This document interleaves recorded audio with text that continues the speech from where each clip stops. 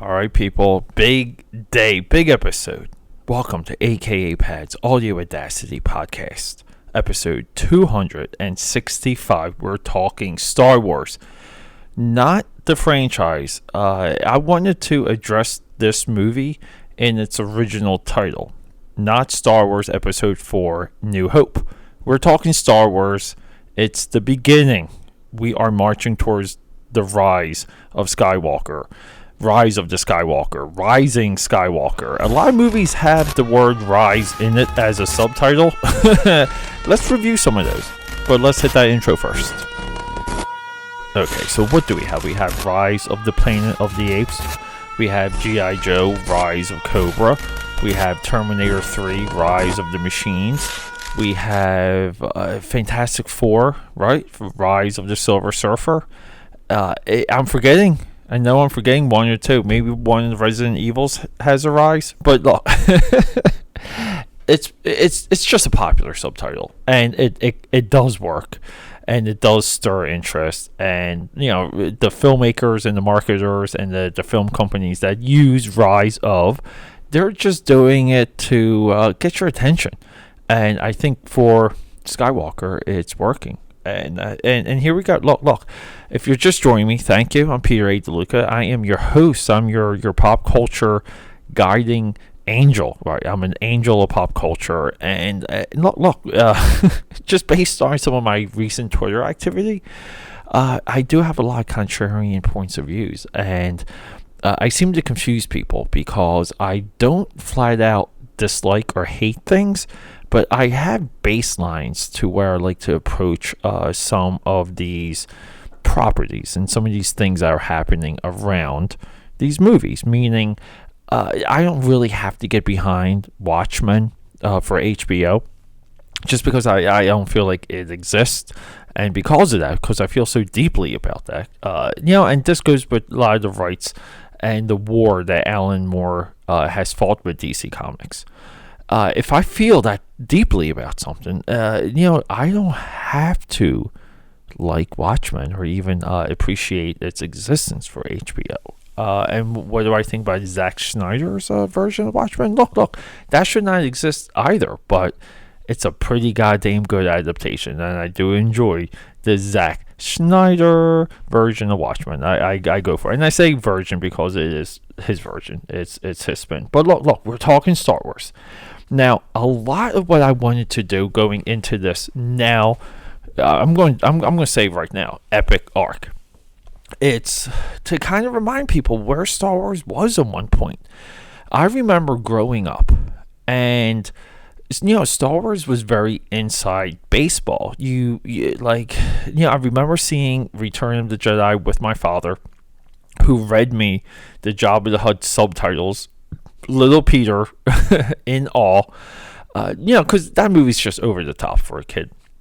And, and then you had some crappy Ewok made for TV movies. You had some dumb DUMB Star Wars cartoons. And Star Wars really took a children's approach. They took the teens out of Star Wars. They wanted children.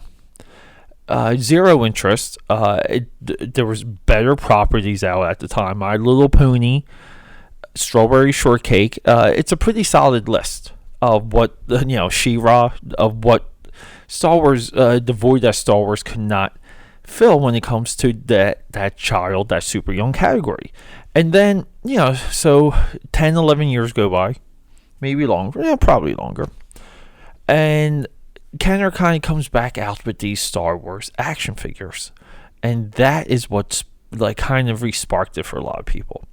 And then we had the special editions, and people, look, people say what they want about the special editions, and I get the Greedo shot first, right? I get that argument, but people were really super excited for those, and we saw all three of those together as a family as we're prepping for Rise of Skywalker. We've seen the new trilogy together. We've seen Solo together. We've seen Rogue One together. It's just like something we do family-wise, and we enjoy it and we have a good time. And we're not going in as as critics. Like we're not going in as obsessive fans. We're just going in to have a good time.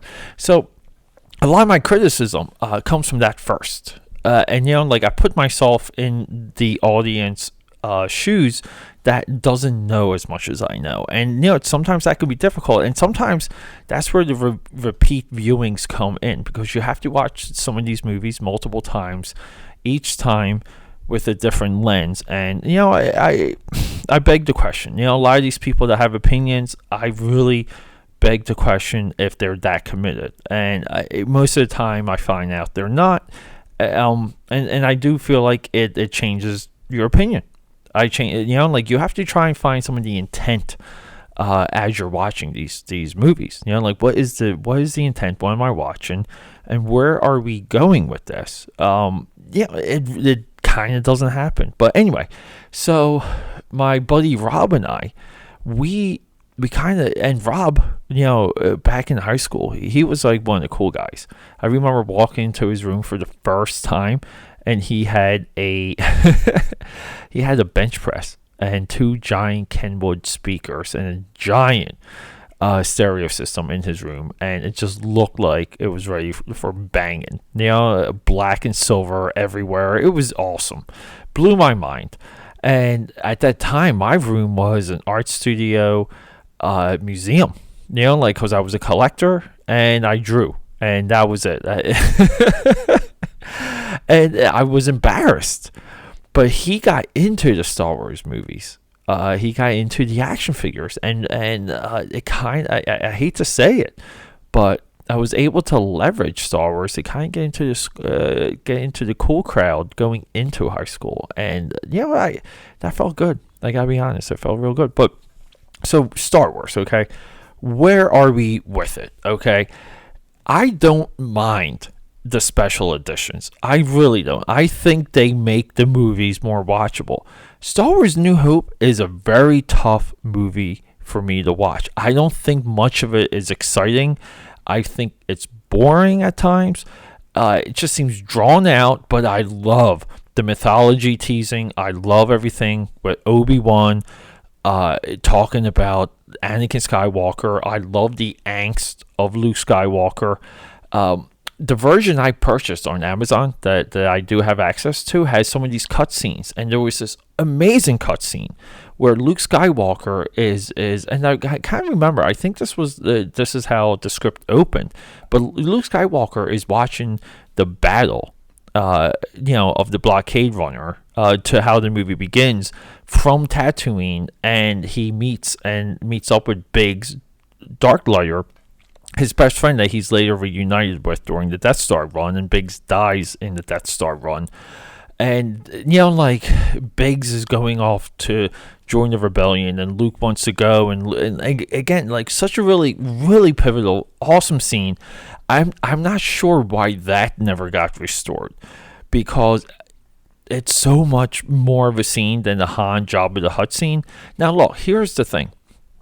We have to talk about Greedo's shot first, because it works. It works.